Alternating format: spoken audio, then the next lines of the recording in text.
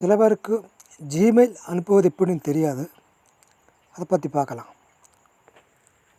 First நமக்குள்ளே ஜிமெயிலுக்குள்ளே போகிறோம். அது எப்படி இருக்குமுன்னா, இப்போ இதான் ஜிமெயில்னு சொல்லுவது. இதை கிளிக் பண்ணிக்கங்க.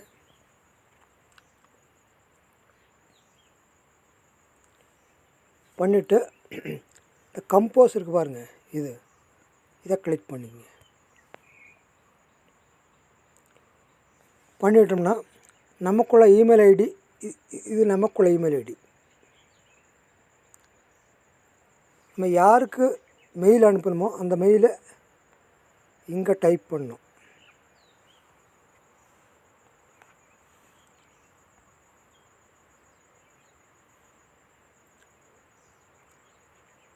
இப்போ ஒரு எக்ஸாம்பிள், ஒரு உதாரணமாக நான் இவருக்கு அனுப்புகிறேன் பார்த்துங்க. ஆல்ரெடி அவருக்கு பாரதி ராஜாங்கிறவருக்கு நான் மெயில் அனுப்பியிருக்கேன்.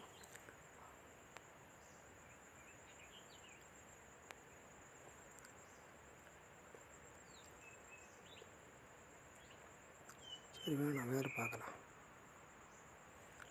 வேறு மெயில் ஐடி போடலாம்.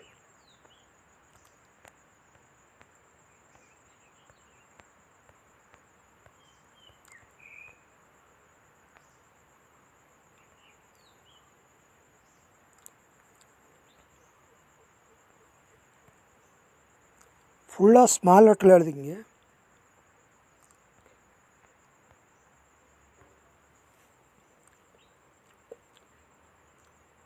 இந்த மெயில் அனுப்பிவிட்டுமா, அப்புறம் ஒன்றும் டச் பண்ண வேண்டாம். இந்த சப்ஜெக்ட் இருக்கு பாருங்க, இல்லை என்ன எதுக்கு வேண்டி அனுப்புகிறோம். அப்புறம் எதுக்காக வேண்டி அனுப்புகிறோம், அதுக்குள்ளே சப்ஜெக்ட்னு இப்போ ஒரு ஆஃபீஸோ ஒரு ஸ்டடி படிப்பு வேண்டிய ஸ்டடி எழுதிட்டு இந்த கம்போஸ் இருக்குது பாருங்கள், அதில் என்ன எழுதணும், என்ன படிப்பு, அதுக்கு ஒரு டீட்டெயில்ஸ் அனுப்புகிறோம்.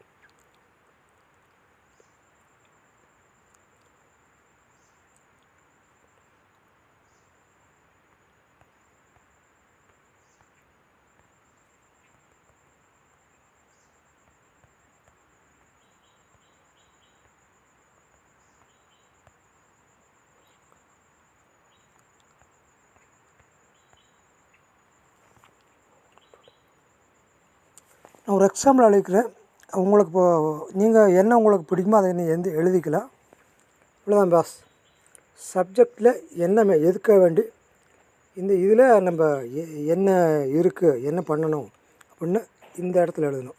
இது என்ன சப்ஜெக்ட்னு எழுதணும். இதில் அவங்களுக்குள்ள இமெயில் ஐடி, இது நமக்குள்ள இமெயில் ஐடி ஆல்ரெடி வந்துடும். இப்போ நெக்ஸ்ட்டு இந்த ஆர்வமாக இருக்குது பாருங்கள், அதை கிளிக் பண்ணுங்கள். சென்டிங் ஆகுது, சென்டிங் ஆயிடுச்சு. ஓகேங்களா? இப்போ எப்படி சென்ட் ஆகிருக்கு நம்ம டெஸ்ட் பண்ணணும்னா, இங்கே ஒரு 3 டாட் லைன் இருக்குது பாருங்கள், இந்த லைனை கிளிக் பண்ணுறோம்.